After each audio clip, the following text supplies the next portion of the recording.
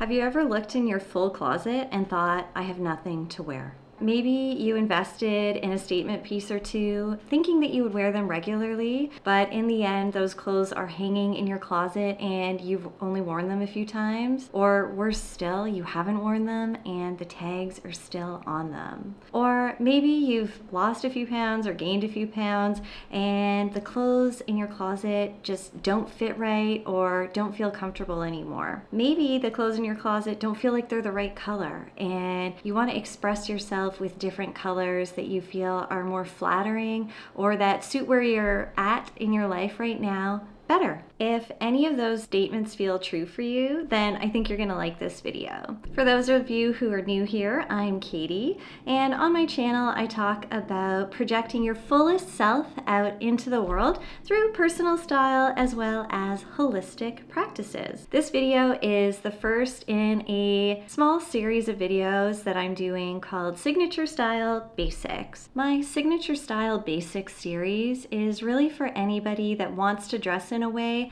that's more authentic for them. And we're going to cover off a lot of content, but in this first video, we are going to be defining our signature style using words. So let's get into it. I'm going to share a little bit about my story before I get into how you develop your signature style. And I hope that this will be helpful in just understanding where I'm coming from. From the time I was a little girl, I remember thinking that clothing was incredibly transformative and fun. I devoured episodes of fashion television with Jeannie Becker. That was a show, for those of you who don't know, based in Canada that covered fashion shows all over the world. And it was really a way for us to access all of that information that we take for granted now.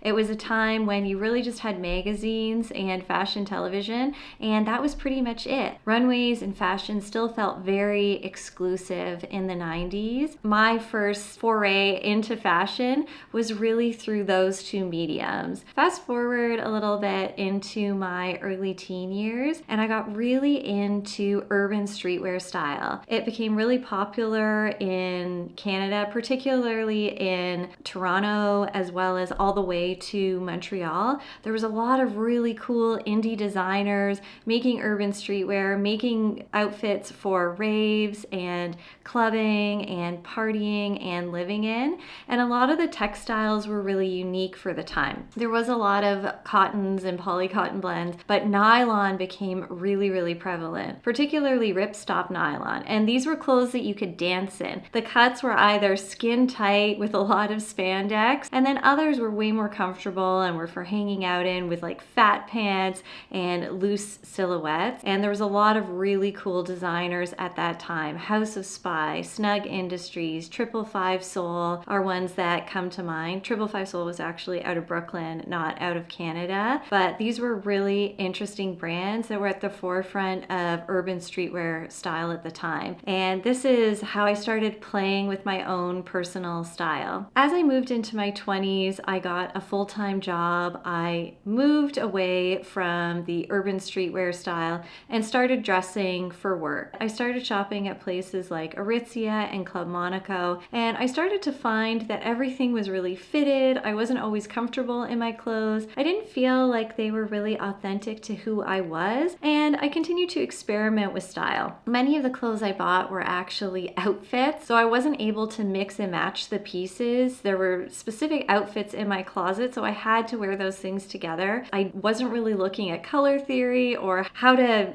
get the most out of my pieces. It was all about specific outfits. And my daily workwear was so different from my weekend and evening wear. There was absolutely no overlap between those two kind of personas of mine. As I moved into my 30s, I had just finished going to fashion school and I had learned so much about cut, about fabrication, about textile science, as well as color color theory, and I started to put these things into practice. I started learning more about David Kibbe and the silhouettes and archetypes that he speaks to. So specifically yin and yang, form and line, as well as the essence of a person and how you're embodying your style to help that come through. And in my 30s, I really started to up my game purchasing a wardrobe. So this is pieces that can be mixed and matched together and pieces that have similar colors. And I started to notice that I had a lot more to wear. I still made a few missteps, but as I moved into my 40s, I really solidified this. And now I'd say that I have a personal style that really embodies who I am and pieces in my wardrobe that reflect that. It's been a really long journey. My cat is talking to me with buttons as usual, interrupting my video, and he is asking for some grass. I'm really happy with where I'm at right now with personal style. I feel like the clothing that I have really embodies my essence. It projects my fullest self. Now I focus on my values as well as the silhouette and the pieces that I'm interested in. Because I'm more interested in sustainability, my pieces tend to reflect that. I wear a lot of natural fibers. I also tend to pick up pieces in colors that are best suited to my warm, muted complexion. I've always had that kind of in the back of my mind. So the cuts are fitting my body type and my frame, and I no longer open my closet and think I don't have anything to wear. In fact, I often have things to wear for occasions that come up that I hadn't even planned for. Your style is going to change over time, and that's great because it needs to be a reflection of who you are in this moment and who you're becoming. And that's what I'm going to be talking about more of in this series. How do we define signature style? There's really 4 key elements to signature style. The first one is it's a reflection of your essence, so the core of who you are. The second piece is that it reflects your personality, so how you behave out in the world. The third is that it reflects your values. What do you believe in? And your fourth is that it reflects your lifestyle, so how you live. The pieces really need to be practical for how you're living on a day-to-day basis and the activities that you're engaging in. It's not about following trends or buying items for a fantasy or alternate version of yourself.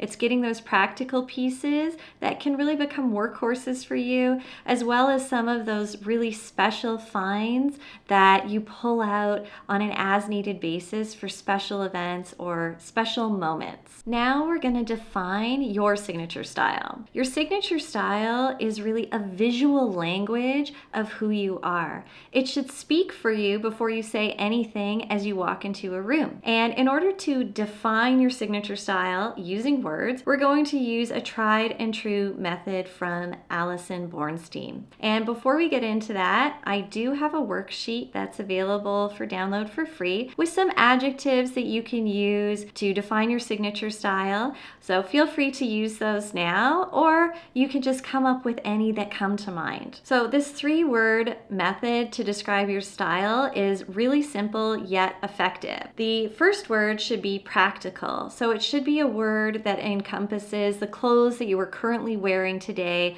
and of course the ones that you feel best represent who you are in the moment right now. The second word should be aspirational. So it's who are you working towards being?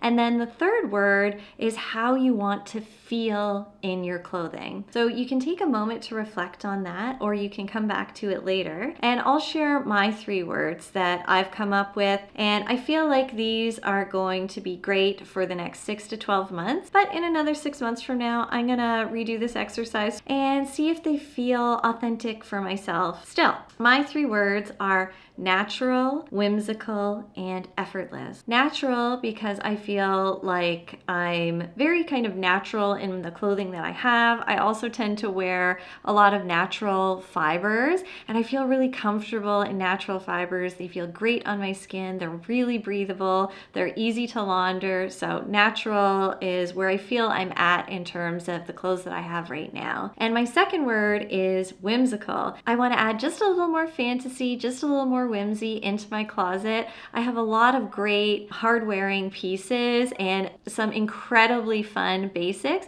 but I want to elevate that just a little bit more and look for details like maybe fun collars or some lace or some over-the-top skirts, just adding a little bit more whimsy because I really want to embody that more, and I do feel like that is part of who I am. So just taking my wardrobe to that next level. And then my third word is effortless because I really want to feel effortless in whatever I'm wearing. I had mentioned earlier that I had a period of time where I didn't feel effortless in my style and everything felt really forced and the fits weren't right. So I just want to be able to breathe in what I'm wearing and feel like so comfortable and like it came together very naturally and authentically. It doesn't look like you put in too much effort or added too much. It's really about curating that look. I often think about that quote from Coco Chanel where she said something to the effect of, before you leave the house, look in the mirror and take one accessory off. And I love that because what she meant was looking effortless or really focusing on those few key items can look super chic. So I really want to embody that. And then there's also this wild card word that I want to share with you. The word really embodies your essence. And this is something I'm kind of playing with. It's not part of Alison Bornstein's 3-word method. It's something that I think is fun to add in to really hone in on projecting your fullest self. So what we're going to do is we're just gonna do a little exercise. We're gonna take a breath.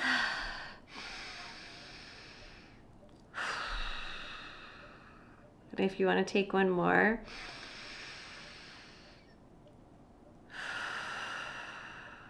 And now we're going to visualize light around us. It can be bright light, it can be white light, it can be rose-colored light, it can be rainbow light, it can be raining light, whatever comes to mind, whatever you're visualizing, just take a second and picture that. And the reason that we're doing that is because it's going to help us to connect with ourselves and just kind of clear the energy and clear the mental clutter. So once you've taken a breath, and you visualize that light, you're just going to connect to your heart. So this represents the core of who you are, your deepest essence.